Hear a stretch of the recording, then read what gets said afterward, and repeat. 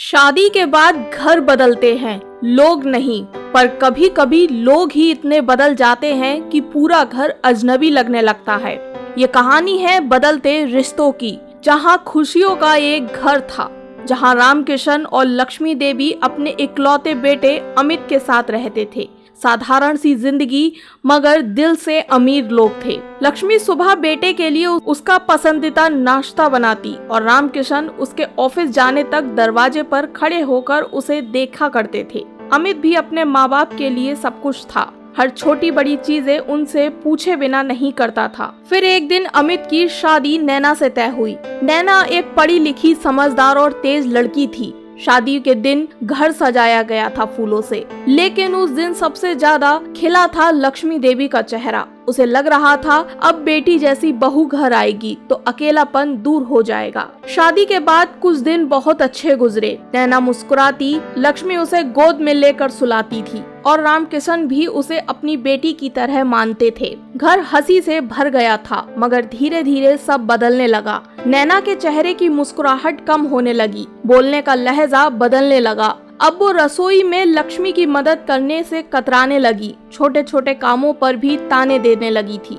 आप लोग पुरानी सोच वाले हो, हर काम में टांग अड़ाते हो, नैना ने एक दिन लक्ष्मी देवी से कह दिया। अमित ये सब सुनकर चुप रह जाता, माँ को देखता जो बस मुस्कुरा देती थी। लक्ष्मी समझती थी कि समय के साथ चीजें बदलती हैं, पर उसने सोचा नहीं था कि दिल भी बदल जाते हैं। एक दिन नैना ने कहा, हमें अलग घर लेना चाहिए, थोड़ा प्राइवेसी भी चाहिए। अमित ने माँ बाप की तरफ देखा जो खामोश थे। राम किशन ने सिर्फ इतना कहा, बेटा अगर तुझे लगता है कि यही ठीक है तो जा, हम अपने हिस्से की दीवारों में खुश रह लेंगे। अमित ने वो घर ले लिया। माँ बाप से 2 गलियों दूर था उसका घर। अब लक्ष्मी की रसोई ठंडी रहती थी। राम किशन का दरवाजा अब किसी के इंतजार में नहीं खुलता था। त्योहार आते, पटाखे जलते, मगर उनके आंगन में सिर्फ सन्नाटा होता था। अमित कभी कभी आता, पर साथ में नैना नहीं आती थी। वो कहती थी, मुझे वहाँ का माहौल अच्छा नहीं लगता है, वहाँ तुम ही जाओ।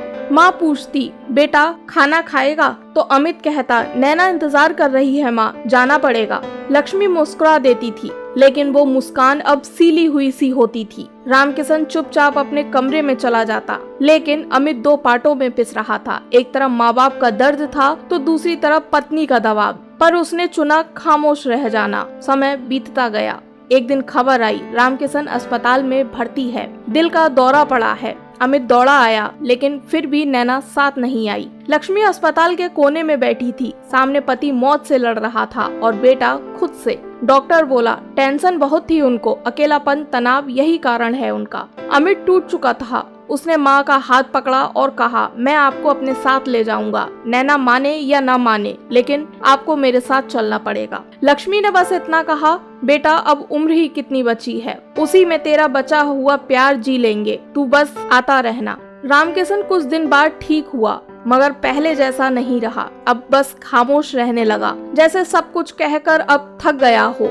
लेकिन फिर एक बार वक्त का पहिया घूमा। अब नैना और अमित के घर में एक बेटा था, अर्जुन। सब कुछ ठीक चल रहा था। अब वही कहानी दोहराई जा रही थी। अर्जुन बड़ा होकर कॉलेज जाने लगा, अपने दोस्तों के साथ अपनी दुनिया में मगन रहने लगा। अब नैना सुबह उठकर बेटे के लिए खाना बनाती थी, पर वो बाहर खा चुका होता था। नैना को अब माँ बाप की याद आने लगी। वो समझने लगी कि कैसे अकेलापन धीरे धीरे जड़े जमा लेता है। एक दिन अर्जुन ने कहा, माँ मैं शादी के बाद अलग रहना चाहता हूँ, थोड़ा स्पेस चाहिए मुझे। नैना कुछ नहीं कह सकी। वो सोच रही थी कि मैंने भी तो यही किया था, आज वही बात मुझे जहर सी क्यों लग रही है। वो अमित के पास गई और कहने लगी, क्या हम माँ पापा से मिलने चलें? बहुत दिन हो गए हैं। अमित इस बात को सुनकर थोड़ा चौंक गया। वो तो सोच चुका था कि नैना को फर्क नहीं पड़ता। दोनों पहुँचे उस छोटे से मकान पर, जहाँ लक्ष्मी अब भी तुलसी को पानी देती थी और राम किशन एक कुर्सी पर बैठे भगवान की तस्वीर देख रहे थे।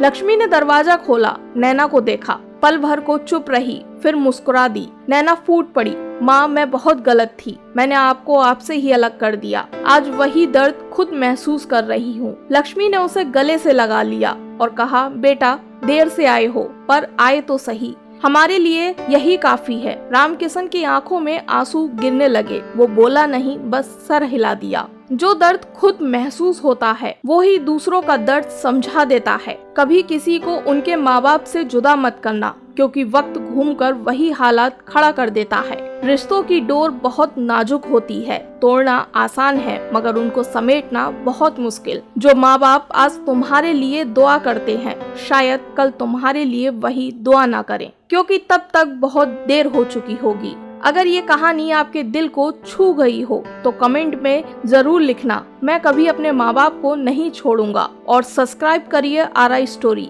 जहाँ मिलती हैं जिंदगी की वो कहानियाँ जो आँखों से आंसू और दिल से अफसोस निकाल देती हैं।